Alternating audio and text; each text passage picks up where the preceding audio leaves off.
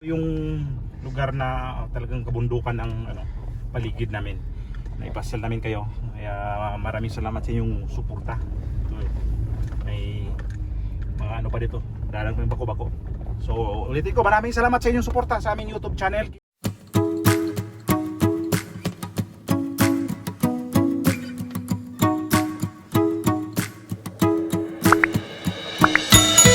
Magandang araw.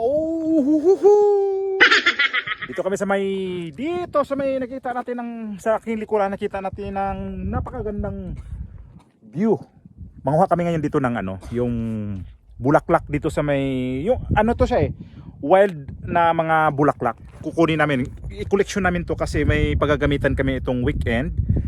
Kaya ito yung sadya namin ngayon sa bundok na napakaganda dito. 360 degree ang ayan, napaka taas namin ngayon dito, pero ang natin yan ngayon, ang pakay natin ngayon ay manguha tayo ng mga bulaklak na i-collection namin kasi may paggagamitan to. Inutusan kasi kami kanina na manguleksyon daw muna kami ng ganyang bulaklak. Pangalan itong bulaklak nito ay briso. Sabagay ang pronounce nila dito ay brezo. Sa Espanyol kasi ganun ang mag-pronounce nila, brezo. May mga yung sa dila nyo ba, parang sa Bisaya pa pinayungit na maka-pronounce na brezo. Dito yung pronounce ng mga Espanyol ay brezo. Ito yung kukunin natin ngayon. Samahan nyo kami manguha ngayon ng brezo nga. Pero sa atin kasi mga Pilipino, brezo. Kasi ang Z dito, ang niya brezo. So samahan nyo kami ngayon. Tara. So ito yung sinasabing brezo. Ito ito yung mga nakuha na ni Miray. So magdala tayo ng sako. Ito yung sako na dito natin ilagay sila para hindi maglaglag dito sa may loob ng kotse. Kasi wala kaming pick up truck na dapat dalhin namin, kaya lang walang sasakyan doon. At saka may mga halo-halo mga wild flower dito na makikita natin. Ko sa inyo, i-tour ko kayo dito habang nanguha tayo ng bulaklak na brezo wild flower. Pakita ko sa inyo yung isa pang klaseng halaman na isa pang klaseng bulaklak na nandito na to siya sa kabundukan, makikita. Ayan, ito matinik. Ayan, matinik yan, kaya lang sobrang ganda niya. Ayan parang siyang, mapansin nyo dyan lang siya nakapwesto. Tapos ito, ayan, ito siya pag di pa siya bumukas. Ayan siya, ayan. Ngayon kasi spring season, kaya ang ganda ng tingnan ng mga bundok dahil naglabasan yung mga bulaklak. Dito sa kabilang side, ito yung brezo at saka yung isa pang kulay violet na yan. Ayan, hindi natin kukunin yan. Hindi natin kukunin yan. Ito yung brezo natin kailangan ngayon. Ayan, yan. So kukunin natin yan siya, puputulin natin. Ito yung naputol ko. Hindi siya kasi masyadong mataas na halaman. Kaya maiksi lang siya, mga isang dangkal mahigit. Yun lang yung natin nakukuha. Tapos ilagay natin ito sa sako. Natin ilagay.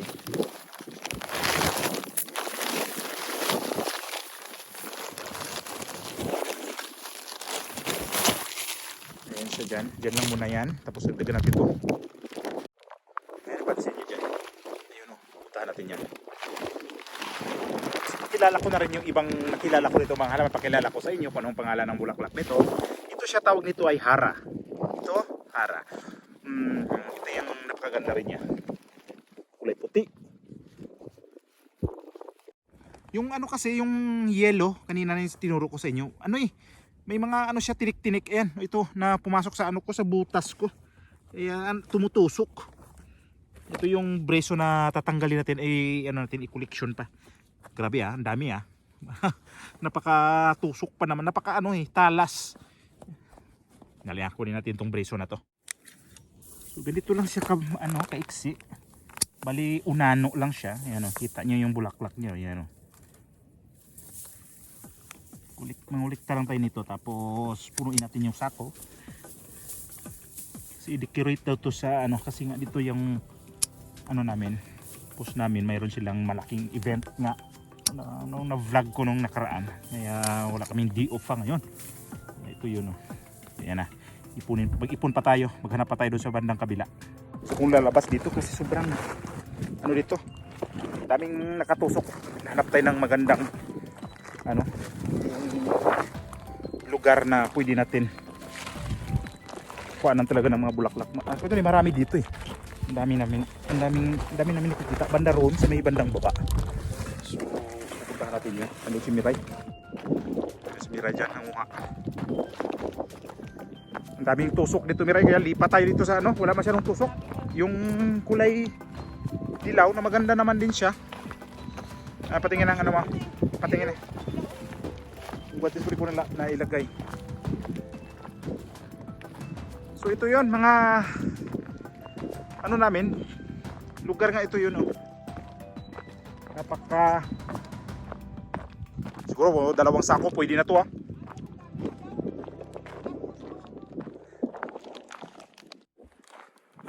Ang ano pa dito, ang lakas ng hampas ng hangin, kaya maingay sigurado maingay ang ano ko nito, yung pag-vlog. Ito dito marami, tingnan nyo, ang dami, ah. Ayan, oh. Mula dyan hanggang dito. Yan, harbisin natin para makuha natin ito. Ang iba kasi ano na eh, wala na siya eh. Gaya nito, tuyo na, oh, wala na yan. Yung mga pink na yan yung fresh pa siya. Kagaya nito, pwede tayo magkaputol ng mahaba niyan. Putulin natin, ito siyang ano dito, putulin natin banda rito para medyo mahaba naman. Sige, iano natin to dito. Kunin natin to. Alam nyo, parang siyang ano eh, parang mga decoration siya sa mga cake na yung mga star, yung mga bulaklak niya. Ang ganda ng pagkapurma.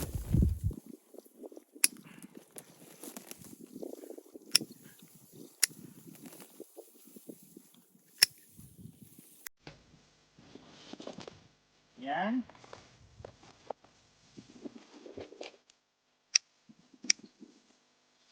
Yung lugar na ano namin, na kung saan kami ngayon, ang makikita ditong mga hayop na gumagala dito ay mga wild din, mga usa.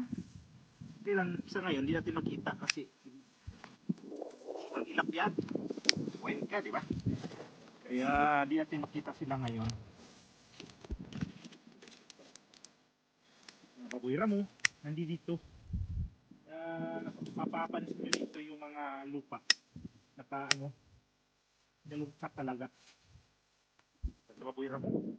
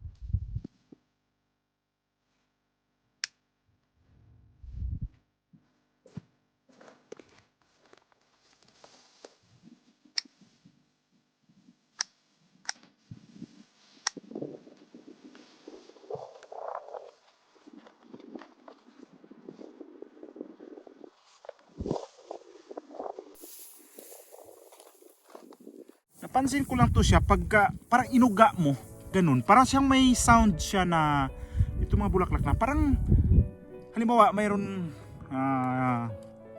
basta mayroon siyang sound na parang may laman sa loob. Kunyari maglagay ka ng bato sa ano no, sa maliit na bato lang no, sa may mga bagay, kuya galon, ilagay mo, parang mayroon siya oh.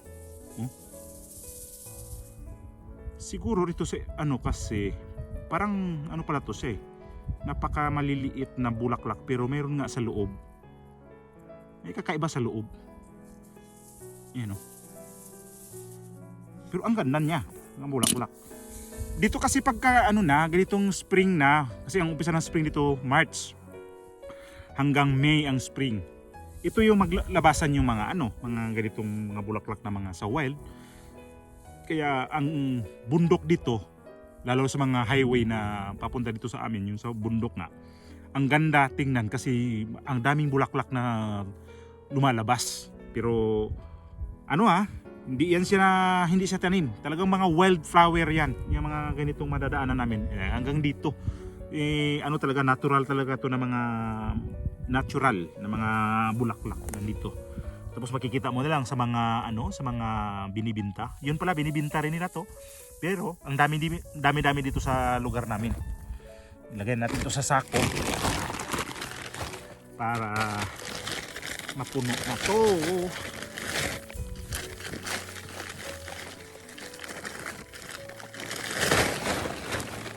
Dami nga dito kasi ang kasama namin nagsabi na meron doon madami sa lugar na yun. Dito kami pumunta.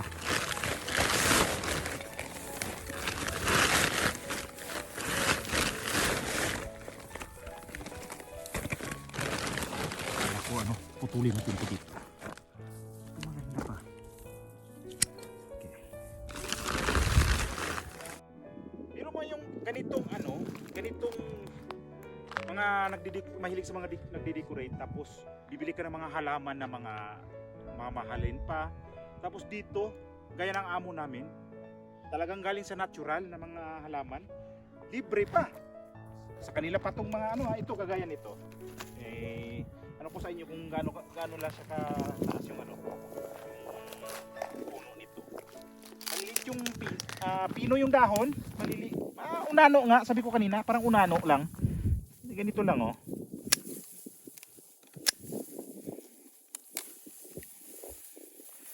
Ayan siya, pero dikit-dikit ang niya, bulaklak.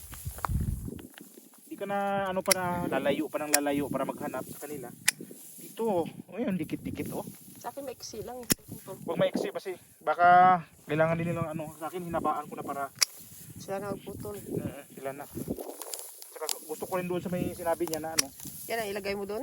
Hindi, lahat lahat.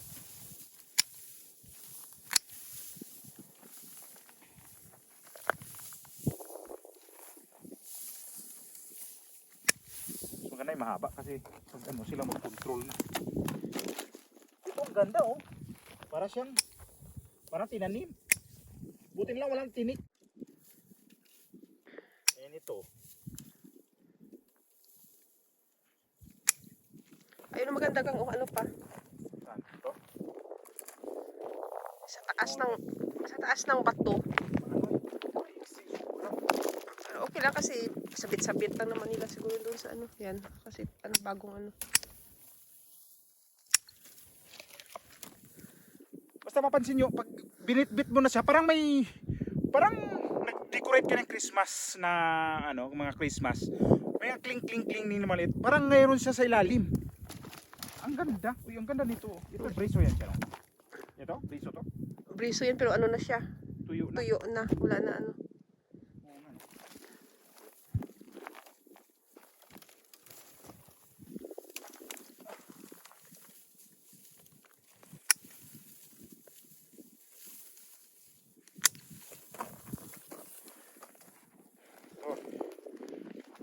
Wala kaming pahinga mula pa noong last week. Holy Week. Wala kami pahinga hanggang ngayon kasi nga yung parating na laking laking Buddha of the Year. Ano bang yan sa Wedding of the Year yan. Anniversary. 25 years anniversary nila. Kaya pinaghandaan talaga ng gusto. Kaya kasi siya dahil yung Buddha kasi yan ang salita nito. Buddha. Kasal yan, kasal.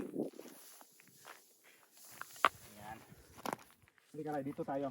Meron dito. Ang ganda para mga bituin na mga.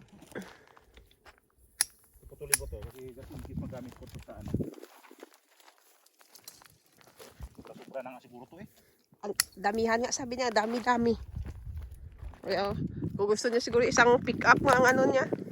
Kasi nga doon sa mga yung mga yero doon, Yung mga bakal na makikita na ano lang, ano, Tapos, tuldo. nito? Basura. Ang dami.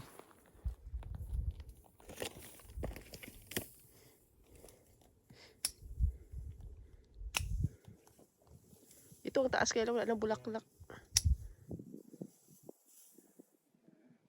Dito palang dami gang eh. Hindi ka nalalayo nga. Haluan natin yung kakaiba boy. Gagaya nito. Oh, grabe, ang dami ha. Dapat ilagay mo diretso sa sako kasi baka makalimutan mamaya yan. Kung saan mo ano. Pasanin ko yan.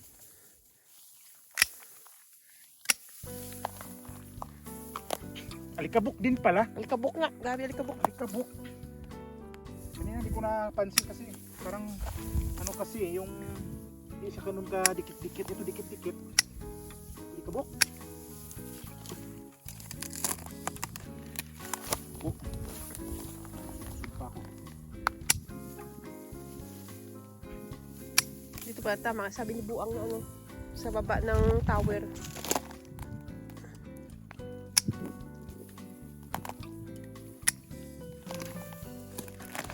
Ayan oh. Ayan bago.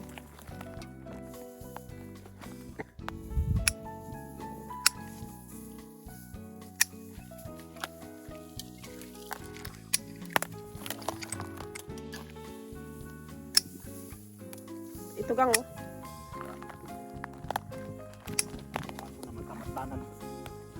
Ayan oh, banda.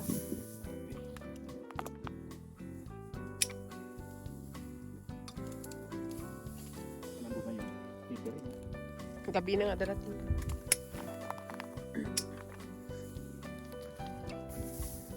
Marami. Marami ito. Yan, malaki. Yan sako dala mo? Ang dami yun. Lahat na sako doon eh. Ano na, hindi nakatupi. Kinuha ko. Kasi meron siyang ano, sako na nakatupi. Na nakatali na.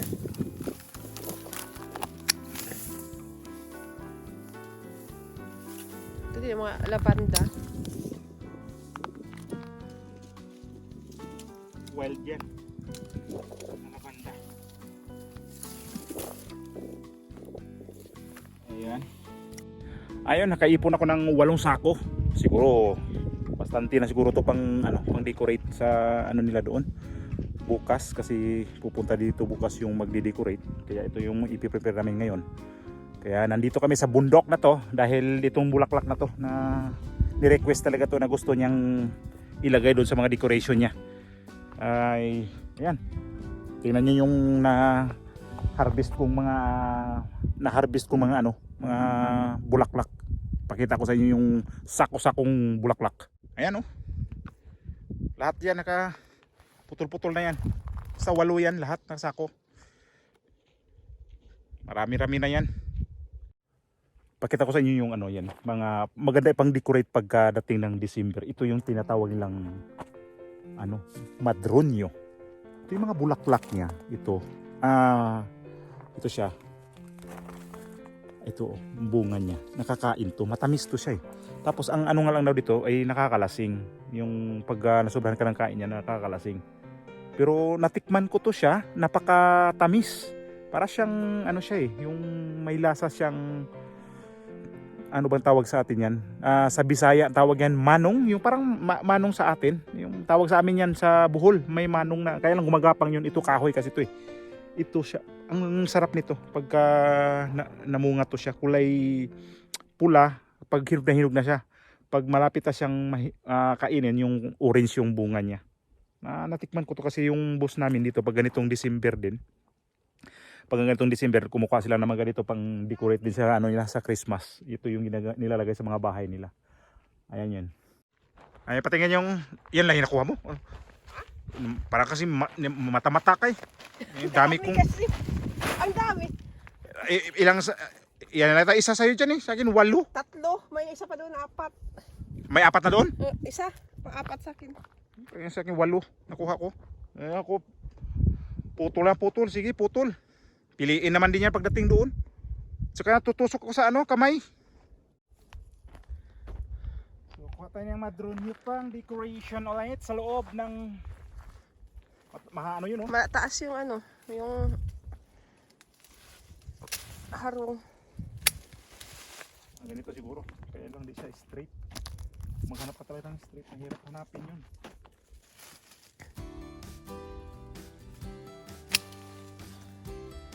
Kaumpisa pa lang yata ano niya, no? Yung bunga niya. Kasi nabahinog. Hindi naman gano'n ito. Sa kasi yung mata kumakain. Hindi mayula. Kaya sabi niya nakakalapin ko. Ito ka mo. Nakain ka nito. Sobro-sobro. Ito ka mo, malaki oh. Ito? Yung isa-isa. Ito.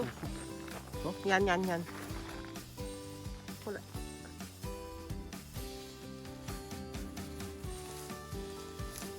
Sabay yun lang. Yan lang ko yung gunting kong malaki talaga. Ilang haron yun? Dalawa. Di ba magkasi pa ganyan lang din. Kaya nakatagaputulin mo yung ganito. Ano na lang. Huwag masyadong diin sa bibig ng flower base na malaki.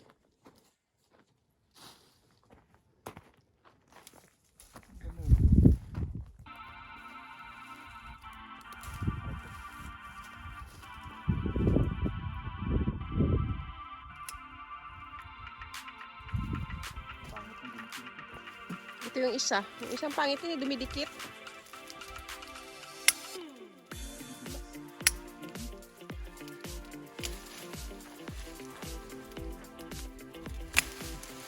Ayan. Tama na. Ayan to. Lagyan natin sa sako para di magkalat sa kutsi. Linis po ng kutsi ko dito.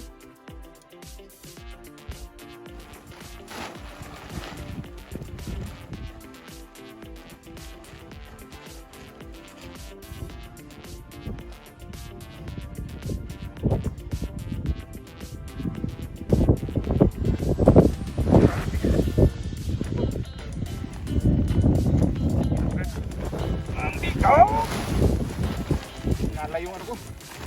Kamay. Pila natin na doon. Dalawa lang. Ikan ko yung dalawa.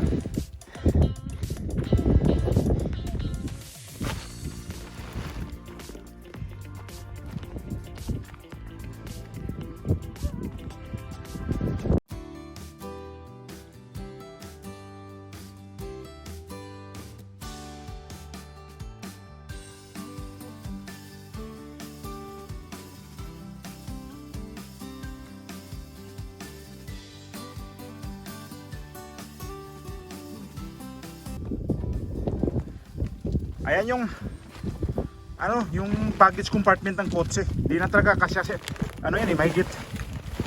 Kulang-kulang mga 10 sako yata. Huwag ko ilagay dyan, Ray, kasi di yan sara. Doon na sa loob yan. Ang daming bulaklak. So uwi na tayo. Okay. Ang lakas ng hangin. Tara, uwi na tayo. Gagawin pa namin, bababa pa yan.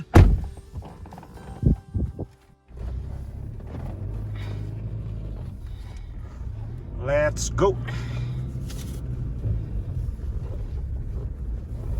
Handa na namin kabundukan talaga. Dito kami sa sa may pinakamataas to. Dito ang ganda ng signal ng cellphone dito kasi nasa mga taas na bundok. Sabi ko kanina 360 degree yung namin, yung paligid. Ayan nagbabadya na naman na uulan.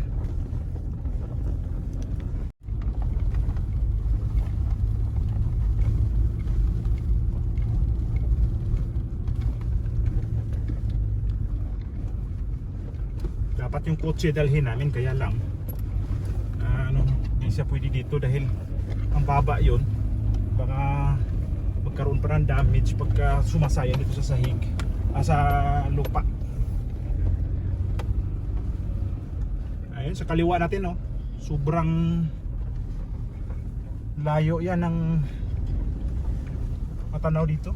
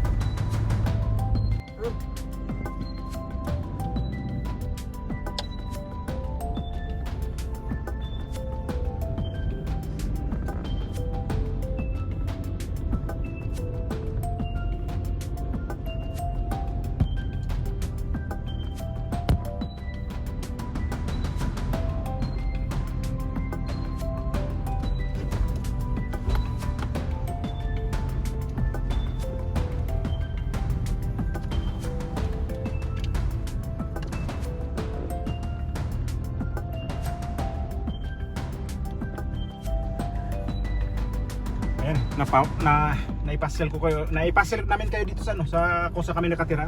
Ito yung lugar na talagang kabundukan ng ano, paligid namin. Naipasyal namin kayo. Kaya maraming salamat sa inyong suporta. Ito, may mga ano pa dito, dalang pa yung bako-bako. So ulitin ko, maraming salamat sa inyong suporta sa aming YouTube channel. Kita-kita tayo sa next time. Matagal o ilang araw pa bago tayo magkita-kita sa kasunod to. Basta pag may time tayo, kita-kita tayo ng sa sunod ko na vlog. At ako'y magpasalamat sa inyong laging suporta. God bless po sa ating lahat. Edgar Mirada po, ang inyong nagdadadal ngayon. Maraming salamat, bye bye.